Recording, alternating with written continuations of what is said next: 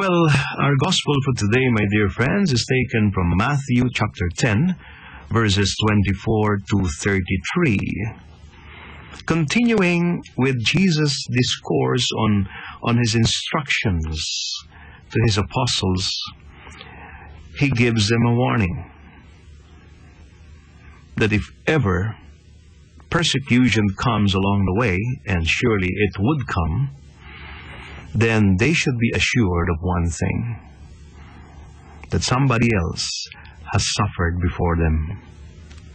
Somebody else took the pain and the punishment before them. And so Jesus said to his apostles, no disciple is above his teacher, no slave above his master. It is enough for the disciple that he become like his teacher, for the slave that he become like his master. If they have called the master of the house Beelzebul, how much more those of his household? Therefore do not be afraid of them. Nothing is concealed that will not be revealed, nor secret that will not be known. When I say to you in the darkness, what I say to you in the darkness, speak in the light. What you hear whispered, proclaim on the housetops. Do not be afraid of those who kill the body, but cannot kill the soul. Rather be afraid of the one who can destroy both soul and body in Gehenna. Are not 2 sparrows sold for a small coin? Yet not one of them falls to the ground without your Father's knowledge. Even all the hairs of your head are counted. So do not be afraid. You are worth more than many sparrows. Everyone who acknowledges me before others, I will acknowledge before my heavenly Father. But whoever denies me before others, I will deny before my heavenly Father.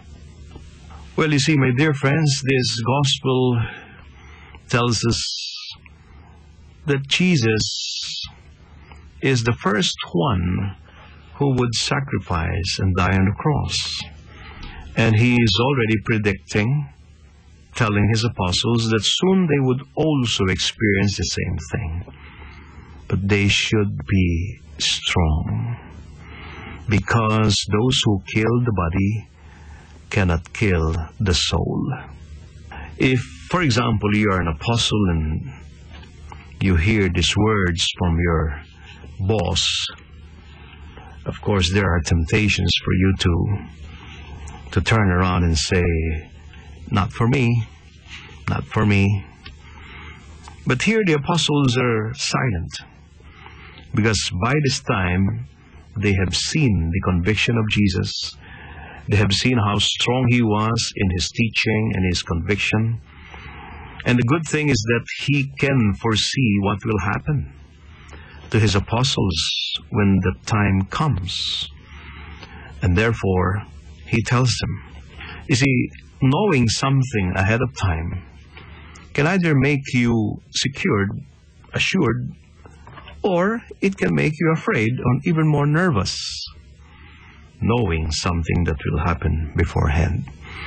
But I think between knowing something before it happens and not knowing it before it happens, I think it's better off to know that it would soon happen, so we can prepare for it effectively, rather than not knowing what would happen. Some people say what you don't know won't hurt you, what you don't know won't make you afraid, but Jesus preferred the other way. He would rather reveal to his apostles what will happen and what is in store for them, so that they can prepare well, effectively, when the time comes. Our challenge for today, my dear friends, is, have you been prepared well? Do you know what may happen as you go along the course of life